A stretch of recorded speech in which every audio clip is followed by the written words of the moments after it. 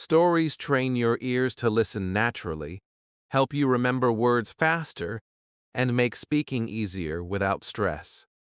You'll also practice real shadowing, pronunciation, and focus listening with me through 7 powerful stories. So watch till the end, because this lesson will show you how to learn English the smart, natural, and fun way. Chapter 1. The Magic of Learning with Stories. When I first started learning English, I felt lost. I memorized long lists of words. I studied grammar rules. I filled notebooks with exercises. But when it came time to speak or listen, everything disappeared from my mind. It was like I had words, but no life in them. Then one day, I found something different. Stories. Short, simple English stories that made me forget I was even learning. I started to feel English, not just read it. Stories have a secret power. They don't just teach you words. They make you see them, feel them, remember them. When you listen to a story, your brain connects words with emotions, pictures, and ideas. That's why children learn so fast, because they learn from stories, not from grammar books. When you learn through stories, English becomes natural. You don't force it, you live it. Every story is a small world. There are characters, feelings, and lessons. When you hear the words again and again in context, your brain starts building connections. Suddenly, you understand without translating. You start speaking with flow because you've heard the rhythm of real sentences. The best part? You don't even realize how much you're learning. When I tell my students to use short stories, I ask them to do 3 simple things. Listen carefully, repeat the sentences aloud, and imagine the meaning. It doesn't matter if you make mistakes. It doesn't matter if you forget a few words. What matters is that you stay connected to the story. That's how real learning happens, with focus, curiosity, and feeling. Let me give you an example. If you hear the boy was tired but he didn't give up, your brain isn't just hearing English. It's feeling determination. If you say it again aloud, he didn't give up, you are teaching your mouth, your voice, and your confidence to work together. That's the magic of repetition inside a story. It's not boring. It's alive. Now, when you listen to stories in English, I want you to do something simple but powerful. When you hear a short sentence, say it again softly. Match the rhythm. Feel the sound. That's called shadowing. It's how great speakers train their ears and tongues. Do it with emotion, as if you are the character. If you hear "I am brave," say it proudly. If you hear "I am tired," say it slowly. The more real you make it, the more fluent you become. You don't need long novels or complicated stories. Start small, short moral tales, classic children's fables, even modern mini-stories written in simple English. They are gold for beginners. Each story teaches you structure, pronunciation, and emotion all at once. So from today, promise yourself this: you won't just study English. You'll experience it. You'll live each story like it's happening to you. You'll listen deeply, repeat with meaning, and let English grow inside you naturally. Because every story is a teacher. Every character is your friend. And every sentence you repeat is one step closer to fluency. Chapter 2. The Honest Woodcutter. It was a quiet afternoon near a deep forest. A man was working hard cutting wood beside a river. He was poor but content, earning just enough to feed his family. His hands were rough, his clothes were old, but his heart was pure. As he swung his axe again and again, sweat ran down his face. Then, suddenly, the axe slipped from his hand and fell into the river. He looked down in shock. The river was deep and fast. His only tool, the one thing he needed to survive, was gone. For a moment, he stood still. His heart sank. Without that axe, he couldn't earn money. He couldn't cut wood. He couldn't bring food home. He sat on a rock and whispered, "What will I do now?" But instead of complaining, he simply looked at the water with sadness. Then something strange happened. The surface of the river began to shine. A bright light appeared, and from it came an angel holding a golden axe. The angel spoke kindly. "Is this your axe?" The man shook his head and said, "No, that is not mine. My axe was old and made of iron." The angel disappeared again and returned with a shining silver axe. "Is this one yours?" The man smiled sadly. "No, this is not mine either. Mine was just a simple one." The angel looked at him for a moment and smiled. She went back into the water and came up again, this time holding the man's old iron axe. "Is this your axe?" The man's face lit up. "Yes, that's mine. Thank you." The angel looked at him with admiration. "You are an honest man," she said. "You could have taken the golden or silver one, but you chose truth. Take all three. You deserve them." The man could hardly believe it. He bowed his head with gratitude and took the axes. When he returned to his village, people were amazed. They asked how he got the golden axe. He told the truth about what had happened. Some greedy men heard his story and decided to copy him. One of them went to the same river, threw his axe into the water on purpose, and waited. The angel appeared again with a golden axe and asked, "Is this your axe?" The man quickly said, "Yes, yes, that's mine." But the angel frowned and said, "You are not honest." The angel vanished, taking even his old axe with her. The man went home empty-handed. This story isn't just about honesty. It's about who you are when no one is watching. Every time you speak truthfully in English, even when it's hard, you are training not just your language but your character. Say this sentence aloud: "I am honest."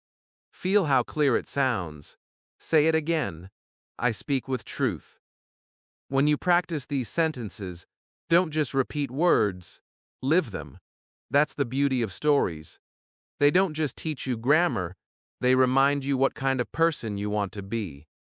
Honesty builds trust, and trust builds confidence. When you speak English with truth, you sound real, strong, and human. So today, learn this small story deeply. Repeat the key words: honest, river, axe, truth, reward. Say them slowly and clearly. You can even shadow the sentences, repeat them softly right after hearing them. The more you feel the meaning, the stronger your English becomes. Because, just like the honest woodcutter, you'll find your reward too. Not gold, not silver, but the power to express yourself with truth and confidence. Chapter 3: The Lion and the Mouse. A great lion was sleeping under a tree on a hot day. His golden mane shone in the sunlight, and the forest was calm around him. Suddenly, a tiny mouse came running across the grass. It didn't see where it was going and ran straight onto the lion's paw. The lion woke up with a loud roar. The little mouse froze. Its small heart was beating fast. The lion lifted his paw and trapped the mouse under it. "Who dares to wake me?" he growled, his deep voice shaking the air. The mouse trembled and said, "I'm sorry, mighty lion. It was a mistake. Please forgive me. Let me go, and one day I will help you." The lion looked at the mouse and started laughing. You? Help me. You are too small to help a lion. The mouse looked up and said softly, Maybe one day I can. The lion stared for a moment.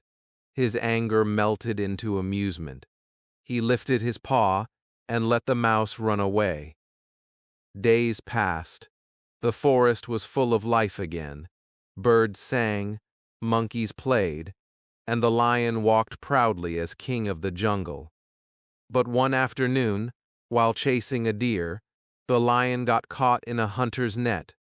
The ropes were strong, and he couldn't break free. He roared and roared, shaking the trees, but no one came. Hours passed, and his strength began to fade.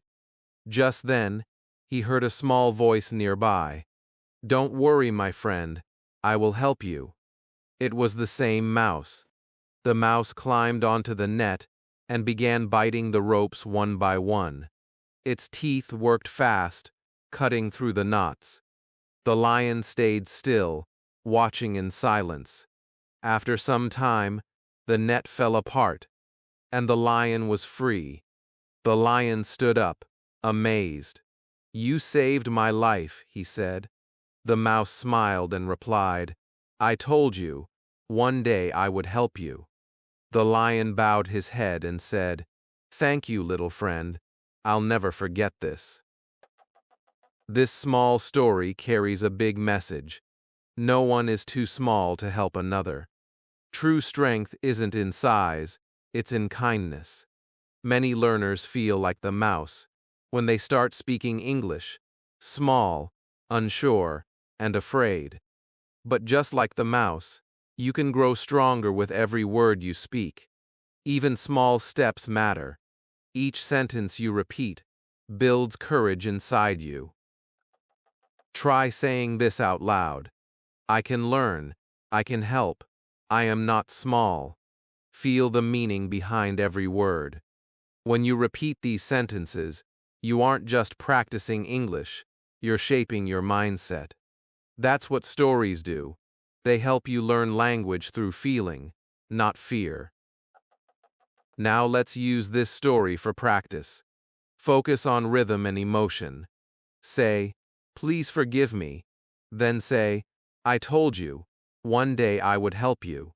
Listen to how your voice changes with each line. The story teaches you how to express emotion, how to sound kind, brave, or thankful. These are real skills you'll use in every conversation. So, remember the lesson from the lion and the mouse. Be kind, be brave, and never think you're too small to improve. English fluency grows like friendship, through trust, practice, and patience. Chapter 4. The Thirsty Crow. It was a hot summer day, the sun was burning bright in the sky, and the air felt heavy and still. A crow was flying from one tree to another, searching for water. His throat was dry, and his wings felt tired. He looked around, but every pond had dried up, and every pot he found was empty. The more he flew, the weaker he became. But still, he didn't stop. He kept going, because giving up would mean dying of thirst. After a long time, he saw a small clay pot in a garden. His heart filled with hope. He flew down quickly and looked inside. There was some water, but it was at the bottom. The crow tried to reach it with his beak, but it was too deep. He pushed the pot, but it didn't move. For a moment, he stood silently beside it, feeling helpless. Then, suddenly, an idea came to his mind. He looked around and saw small stones on the ground. He picked up one stone and dropped it into the pot. The water moved up a little. He picked another stone and dropped it in again. Then another, and another. The water slowly began to rise. The crow became more excited. His wings trembled with energy again. He kept picking up stones, one after another, without stopping. Finally, the water reached the top. The crow drank it happily and felt alive again. He looked up at the sky as if to say, "Thank you," and flew away stronger than before. This story is simple, but it carries a lesson that can change the way you learn English. Like the crow, many learners feel tired when progress seems slow. They study for days, and yet speaking feels difficult. They think, maybe English is not for me. But remember, just like the crow, you don't need luck, you need persistence and creativity. One small stone at a time, and you will fill your pot of fluency. Each new word you learn is like one stone. Every sentence you repeat is another. Every video you listen to is one more step. It may feel slow, but every effort counts. Say these sentences out loud. I will keep going. I am learning. I will not give up. These are not just words, they are your promise to yourself. When you practice English, think like the crow. Don't fly away when things feel hard. Think, what can I do differently? Maybe listen to easier stories. Maybe repeat after the speaker. Maybe speak to yourself when no one is around. Each small idea brings you closer to your goal. Now let's use this story to improve pronunciation and rhythm. Say, the crow was thirsty. Then say, he didn't give up. Notice how your voice changes. You sound more confident when you believe what you say. This is the power of stories. They connect words with emotion. When you feel the meaning, you remember it. The crow's victory wasn't big, but it was real. He didn't find water by chance, he made it happen. And you can too.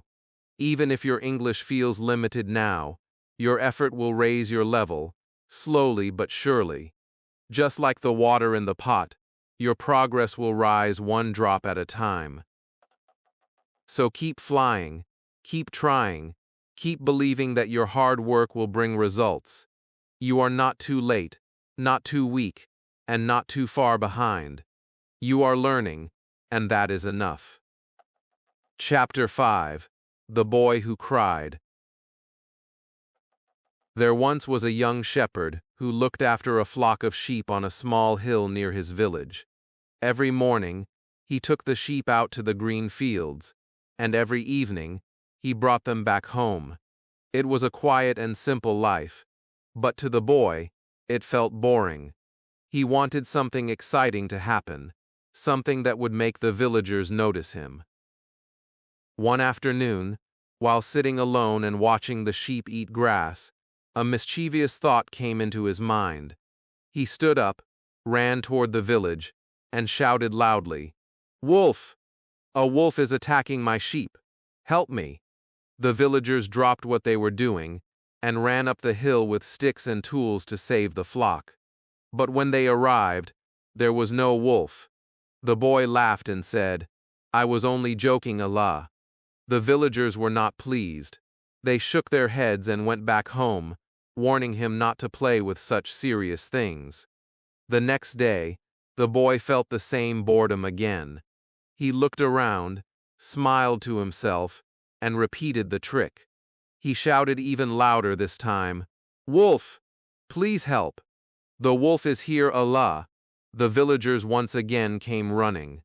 They were sweating and out of breath, but when they reached the top of the hill, they found the sheep safe and sound. The boy laughed again. "You all believed me again," he said proudly. The villagers were angry this time. They told him, "No one will trust you if you keep lying." A few days later, while the sun was setting and the sky was turning red, the boy suddenly saw something moving near the forest. His smile disappeared. A large gray wolf came out quietly, its eyes glowing in the fading light. The sheep began to panic and run in all directions. The boy shouted at the top of his voice, "Wolf, please help me. This time it's real. Wolf, Allah." But the villagers didn't believe him anymore. They thought he was joking again, so no one came. The wolf attacked the sheep, and the boy could do nothing to stop it.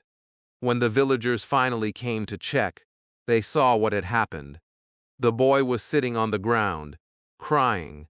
An old man put his hand on the boy's shoulder and said, "Remember, no one believes a liar, even when he speaks the truth."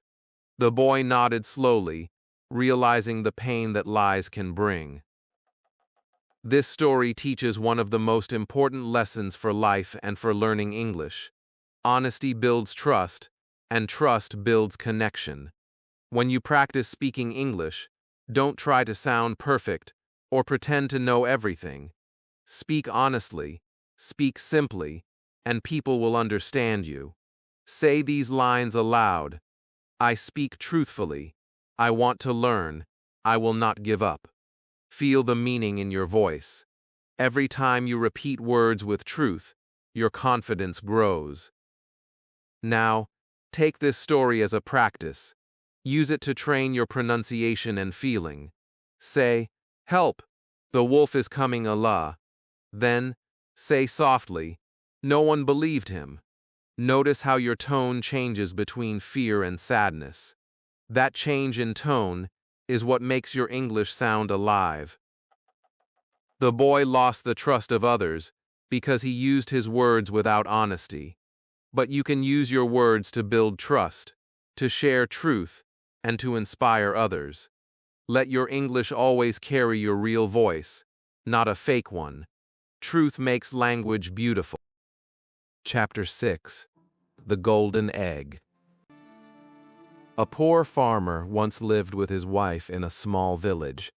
They worked hard every day, from sunrise to sunset, trying to earn enough to survive. Their clothes were simple, their meals were plain, and their house was made of mud and wood. Yet, they were honest people who never took what wasn't theirs. One morning, as the farmer went to feed his goose, he noticed something shining in the nest. He picked it up and was amazed. It was an egg, but not an ordinary one. It was made of pure gold. His hands trembled as he held it. He called his wife, and both stood staring at it in disbelief. They checked again and again to see if it was real. It was heavy and bright. The farmer said softly, "Our goose laid this. Can you believe it?" His wife smiled with joy. "We are rich," she said. They took the egg to the market, sold it, and earned a large sum of money. That night they thanked the goose again and again. The next morning, something incredible happened again. There was another golden egg in the nest. The farmer's heart filled with happiness. Every day after that, the goose laid one golden egg. Slowly, their life began to change. They bought better clothes, repaired their home, and had food on the table every night. The neighbors were surprised at their sudden fortune. Some even became jealous, whispering among themselves, wondering how the poor couple had become rich so quickly. But with time, greed started growing in the farmer's heart. He began to think, why wait for one egg every day? If the goose can give golden eggs, then surely there are many more inside her. His wife tried to calm him, saying, "Be patient. The goose has changed our life already." But he couldn't stop thinking about the gold inside. One day, he made a decision. He took a knife, and with shaking hands, he killed the goose. When he cut it open, his face turned pale. There was nothing inside. No gold, no eggs, just silence. He stood still, realizing his terrible mistake.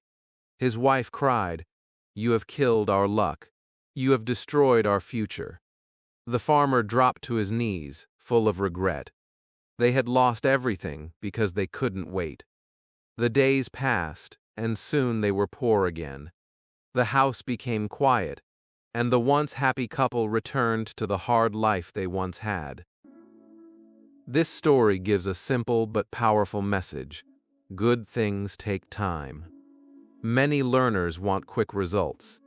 They want to speak fluently after 1 week, or sound perfect after 1 month. But just like the goose, progress grows slowly, one golden word at a time, one golden sentence each day. You cannot rush learning. Patience gives you real fluency. Say these sentences out loud. I will learn step by step. I am patient. My progress is real. Feel the meaning of each word. Every time you repeat a sentence, it's like receiving another golden egg. The more you practice with calmness and belief, the more your English will shine. So remember this lesson. Don't rush. Don't compare. Your growth is already happening quietly, word by word. Like the farmer, you have a goose inside you, your mind, your focus, your effort. Take care of it. Feed it daily with practice, and it will reward you with confidence and fluency. Chapter 7. The Secret of Stories. There is something special about stories that no textbook or grammar rule can ever give you. A story stays in your heart. You may forget a rule, but you never forget how a story made you feel. You remember the sound of words, the tone of voices, and the emotions behind them. That is the real secret of learning English through stories. Every story you listen to teaches more than vocabulary. It teaches you how to think, feel, and express yourself in English. Think about all the stories you've heard so far. The honest woodcutter taught truth. The lion and the mouse showed kindness. The thirsty crow reminded you to stay clever. The boy who cried wolf warned about trust. And the golden egg whispered patience. Each one was short, simple, but full of life lessons. Every time you listened, repeated, and imagined, your brain started connecting emotions with words. That is how natural language grows inside you. When you learn through stories, you don't just study, you live the words.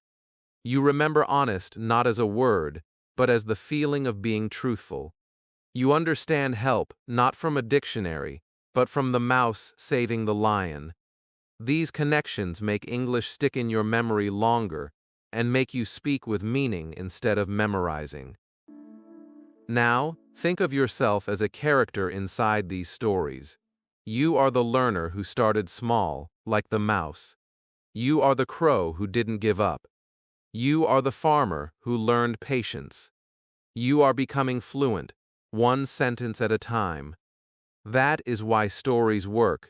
They put you inside English. To make this powerful, you must practice with intention. Listen carefully to each story again. Repeat after the speaker. When you hear, truth always wins, say it aloud clearly. When you hear, never give up, say it with strength.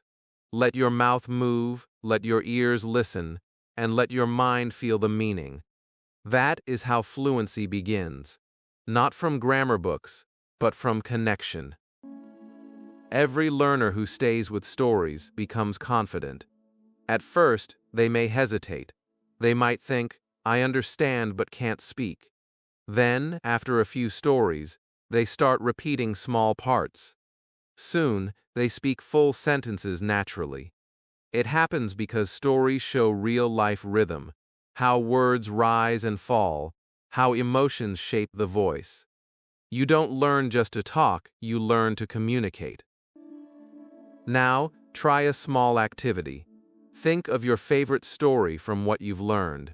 Summarize it in 2 or 3 lines in English. Use simple words. For example, a boy lost his axe but stayed honest. He got gold as a reward. That's already speaking practice. You are using the language that your brain remembers emotionally. The secret of stories is not about listening once, it's about living them again and again. When you repeat them, your fluency becomes natural. When you tell them to someone else, you own the language. You start thinking in English without effort.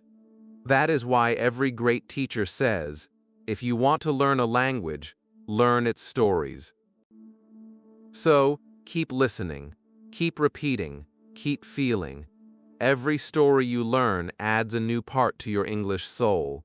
You are not just learning words, you are growing as a storyteller, as a thinker, as a confident speaker of a new language. And now, as we finish this journey of 7 stories, ask yourself one question.